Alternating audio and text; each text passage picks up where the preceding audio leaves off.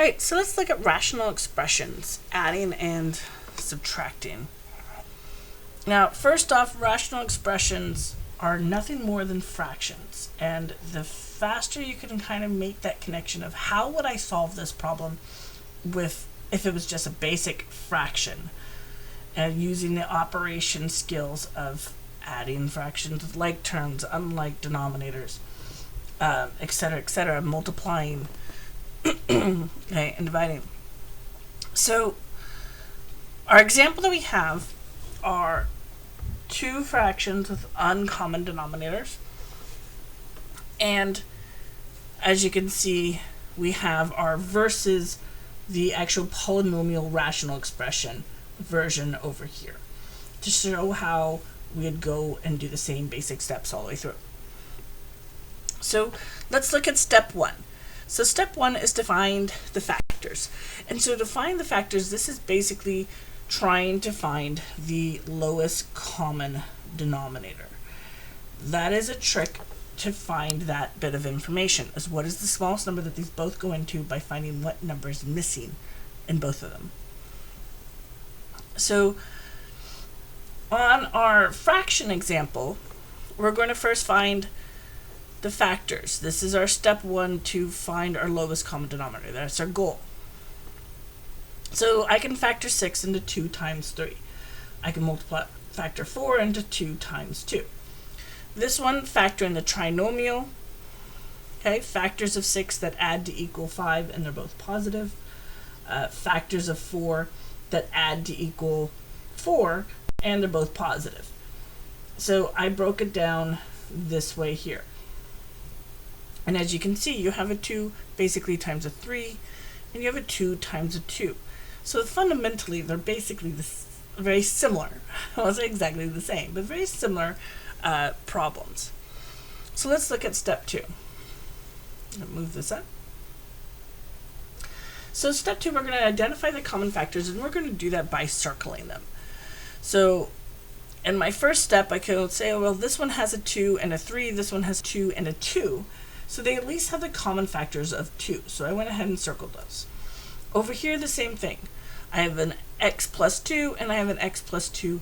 So those are common factors between them.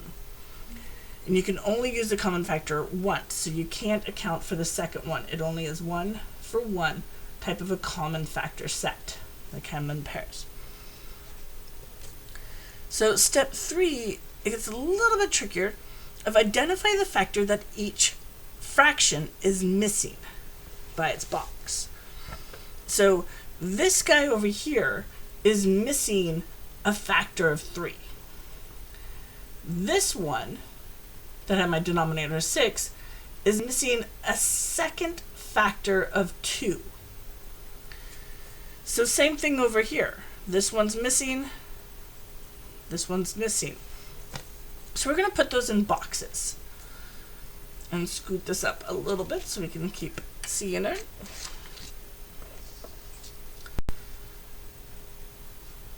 So the circle they have in common, the box indicates which factor that the other fraction is missing.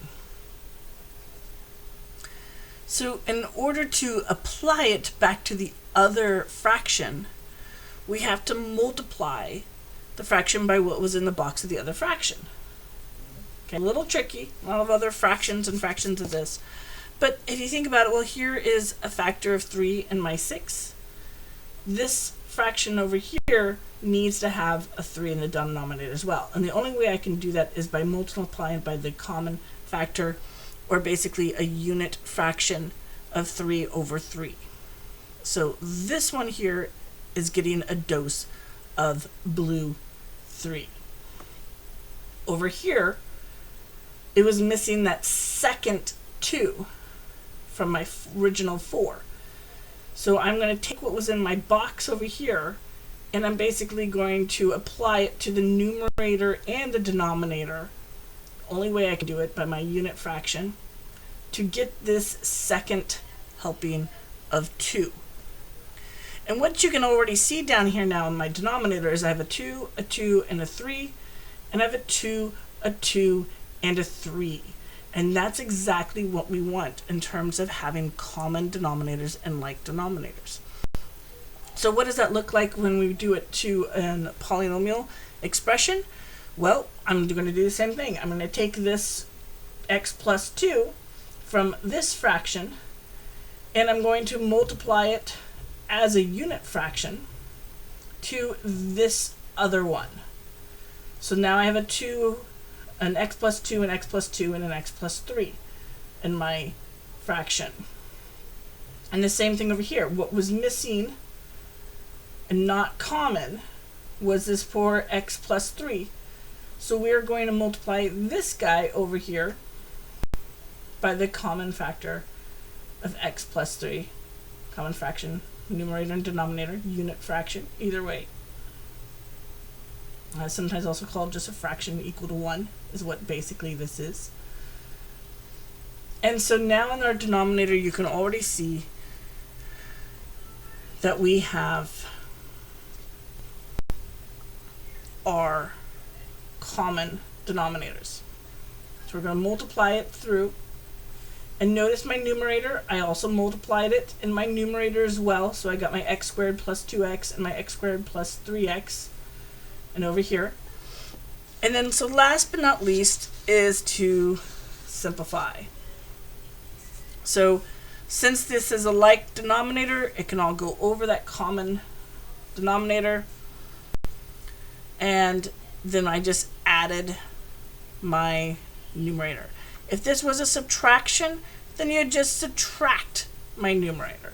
And that's really what it comes down to. All the same basic steps exist between addition and subtraction until you get to the very end, at which time, if this was a negative, you would then distribute the negative and subtract between your numerators. That is the only difference here.